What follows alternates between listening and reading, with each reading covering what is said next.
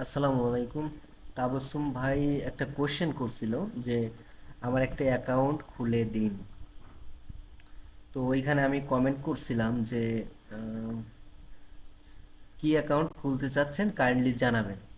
উনি লিখছে যে ডিজিটাল মার্কেটিং। আসলে এই ব্যাপারটা নিয়ে আমি ক্লিয়ার করি। ডিজিটাল মার্কেটিংয়ের কোনো অ্যাকাউন্ট আপনি খুলতে পারবেন না। আপনার কি করতে হবে? আপনি যেটা নিয়ে কাজ করেন, লাইক ডিজিটাল মার্কেটিং একটা স্কিলস, এই স্কিলসটা আপনি শিখতে পারবেন, কিন্তু এখানে অ্যাকাউন্ট করতে পারবেন না। ধরেন আমার একটা ফোন আছে, এই ফোনের কি কোনো অ্যাকাউন্ট আছে যে এই ফোনটা আমি চালাবো, অ্যাকাউন্ট করব? এমন কিন্তু কোনো কথা নাই। আপনি জাস্ট দোকানে যাচ্ছেন, কিনতেছেন ফোনটা, পকেটে রাখতেছেন, আপনি চালাইতে পারতেছেন। কিন্তু ইউটিউব ফেসবুক দেখার জন্য আপনার কি প্রয়োজন হচ্ছে? অ্যাকাউন্ট প্রয়োজন হচ্ছে। তাহলে আমাদের ফোনের কোনো অ্যাকাউন্ট নাই। আমাদের কি কি অ্যাকাউন্ট আছে? ইউটিউব চ্যানেলের অ্যাকাউন্ট আছে, ফেসবুক চ্যানেলের বা পেজের বা অ্যাকাউন্ট আছে। তো তেমনিভাবে হচ্ছে ডিজিটাল মার্কেটিং একটা সার্ভিস, এটা হচ্ছে একটা স্কিলস। এই স্কিলসটা ডেভেলপ করে আমরা মার্কেট প্লেসে সার্ভিস দেই বায়ারদের, যারা ফরেন বায়ার আছে বা লোকাল বায়ার আছে, আমরা তাদেরকে সার্ভিস দেই। এখন আপনি অ্যাকাউন্টটা খুলবেন কিসের?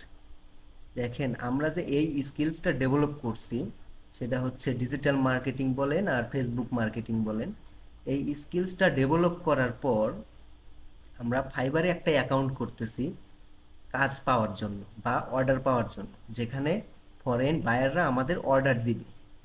তো আপনাকে জাস্ট কি করতে হবে?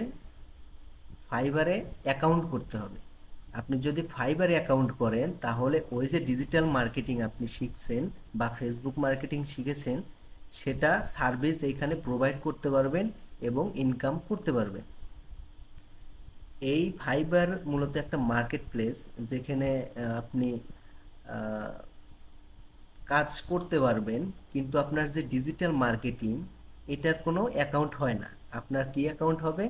ফাইবারের অ্যাকাউন্ট হবে, আপনার freelancer.com-এর অ্যাকাউন্ট হবে, তারপরে আপওয়ার্কের অ্যাকাউন্ট হবে, এইগুলার অ্যাকাউন্ট হয়। ডিজিটাল মার্কেটিংয়ের কোনো অ্যাকাউন্ট হয় না। আশা করি আপনি বুঝতে পারছেন।